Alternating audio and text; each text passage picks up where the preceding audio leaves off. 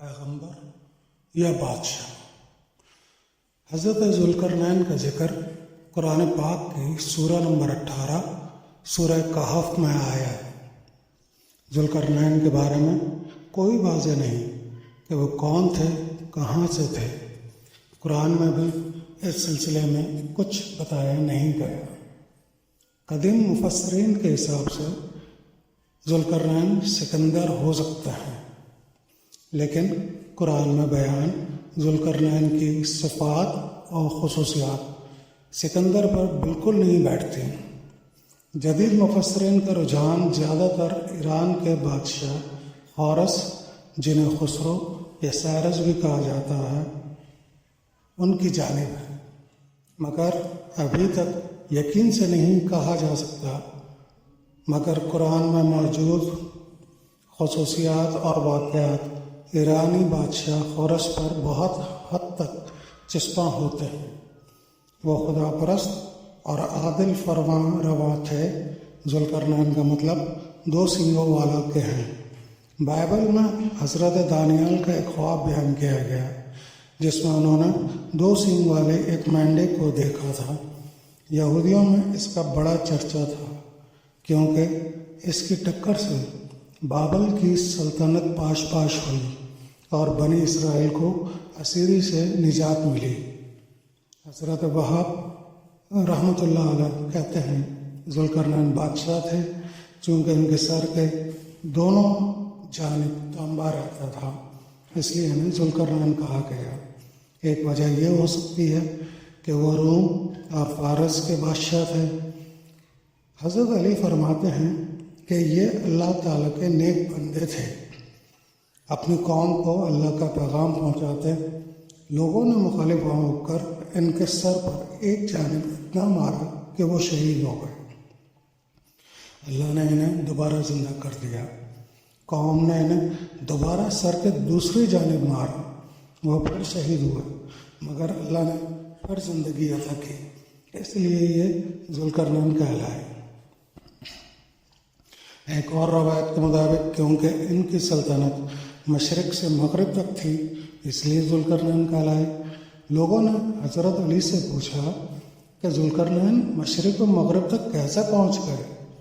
حضرت علی نے فرمایا، سبحان اللہ، اللہ نے بادلوں کو ان کے لیے مسخر کیا اور تمام اسباب مہیا کیے اور پوری طاقت اور قوت عطا کی۔ ذوالقرنین کے بارے میں یہ بات یقینی نہیں کہ وہ پیغمبر تھے یا نہیں، مگر ان کی خدا پرستی عدل اللہ کی جانب سے عطا کی گئی حکومت، طاقت، اسباب اور عمر، جو کہ روایت کے مطابق ان کی عمر تقریباً 1600 سال رہی، کچھ تو بتاتی ہیں۔ سورہ کہف کے مفہوم کے مطابق جب ذوالقرنین مغرب پہنچے، وہاں کے لوگ کافر تھے۔ آپ نے علاقہ فتح کیا، تب اللہ نے ان سے فرمایا، اگر تم چاہو تو دوسرے فاتحین کی طرح تم بھی ان لوگوں کو قتل کر کے تکلیف میں مبتلا کر سکتے ہو، اور اگر چاہو تو ان کے ساتھ اچھا رویہ اختیار کر سکتے ہو۔ یہاں غور طلب ہے کہ اللہ نے دوسری صورت کو اچھا قرار دے کر اشارہ فرمایا کہ یہ صورت بہتر ہے۔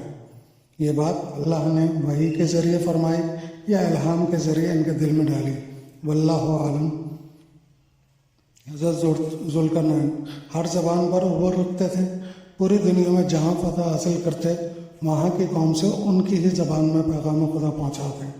جب یاجوج ماجوج کے علاقے میں پہنچے تو وہاں کی قوم نے آپ سے درخواست کی کہ ہم آپ کے لیے بہت سا مال جمع کر دیتے ہیں، آپ ان پہاڑوں کے درمیان کا راستہ کسی دیوار سے بند کرا دیں تاکہ یہ ہم یاجوج ماجوج کے فساد سے بچ جائیں۔ اس پر حضرت ذوالقرنین نے وہی جواب دیا جو حضرت سلیمان نے ملکہ سبا کے قاصدوں کو دیا تھا کہ مجھے تمہارے مال کی ضرورت نہیں، اللہ کا دیا سب کچھ میرے پاس موجود ہے اور وہ تمہارے مال سے بہت بہتر ہے۔ ذوالقرنین یاجوج ماجوج کے لیے دیوار قائم کرنے کے بعد 2 حقیقتیں واضح کر دیں۔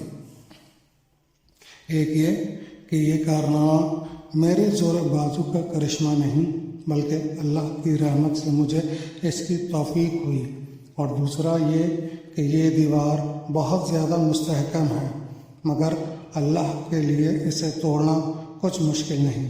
جب تک اللہ کو منظور ہوگا یہ قائم رہے گی، اور جب وہ وقت آ جائے گا جس میں اللہ نے اس کا ٹوٹنا مقرر کر رکھا ہے تو یہ ٹوٹ کر زمین کے برابر ہو جائے گی۔ ذوالقرنین کے مزار مقبرے کے حوالے سے بھی سب متلاشی ہیں، ابھی تک اس معاملے میں کوئی خبر نہیں۔ تو ناظرین، ہم جانتے ہیں کہ اللہ نے کائنات میں 1,24,000 پیغمبر بھیجے، جن میں سے صرف چند کے بارے میں ہم جانتے ہیں۔ حضرت ذوالقرنین کے بارے میں کوئی یقین نہیں کہ وہ پیغمبر ہیں یا نہیں، لیکن اللہ نے ہم انسانوں کو ذہن اور عقل عطا کی، سب سے بڑھ کر قرآن حکیم، جس کو پڑھ کر سمجھ کر بہت کچھ جان سکتے ہیں۔